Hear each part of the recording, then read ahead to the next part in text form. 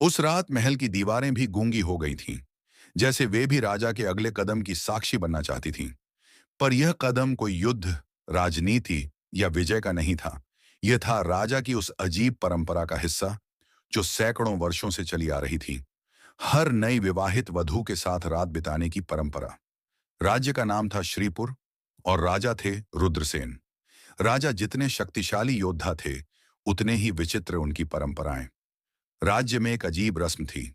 जो भी लड़की विवाह के बाद अपने पति के साथ पहली रात बिताने जाती, उससे पहले उसे राजा के साथ एक रात बितानी होती।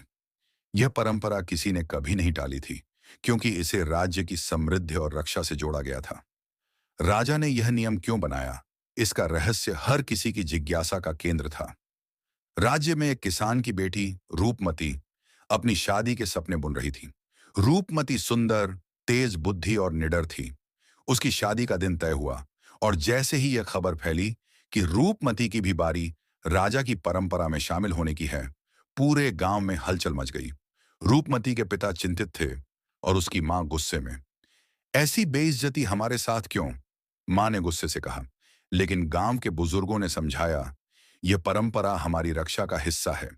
राजा देवताओं से वरदान लेकर यह सुनिश्चित करते हैं कि राज्य पर कोई आपदा ना आए।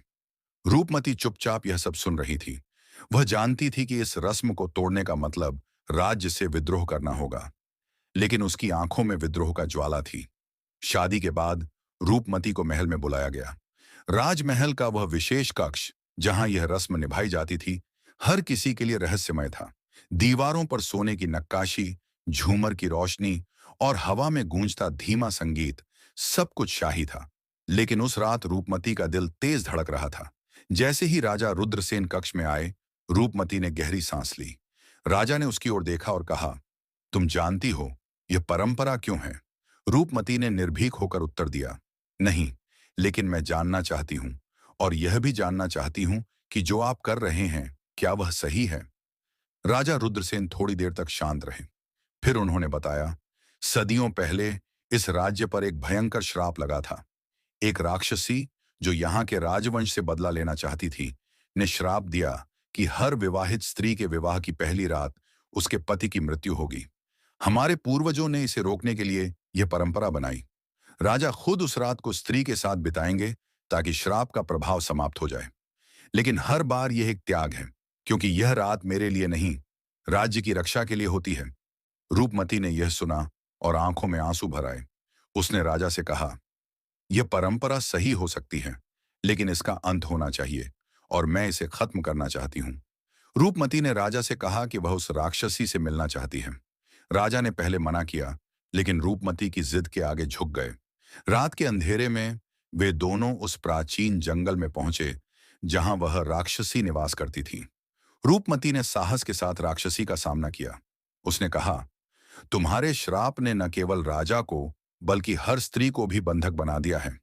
मैं यहां तुम्हारे साथ युद्ध करने नहीं, बल्कि तुम्हारी पीड़ा समझने आई हूं।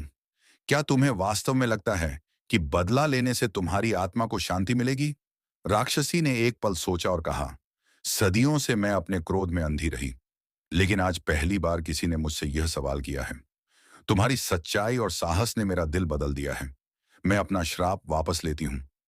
रूपमती और राजा रुद्रसेन ने मिलकर इस श्राप और परंपरा का अंत किया। राज्य में पहली बार एक स्त्री ने राजा से सवाल किया और उसे बदल दिया। राज्य के लोग खुश थे। राजा ने रूपमती को राज्य की सबसे बहादुर नारी घोषित किया और उसे राज्य का सम्मानित स्थान दिया।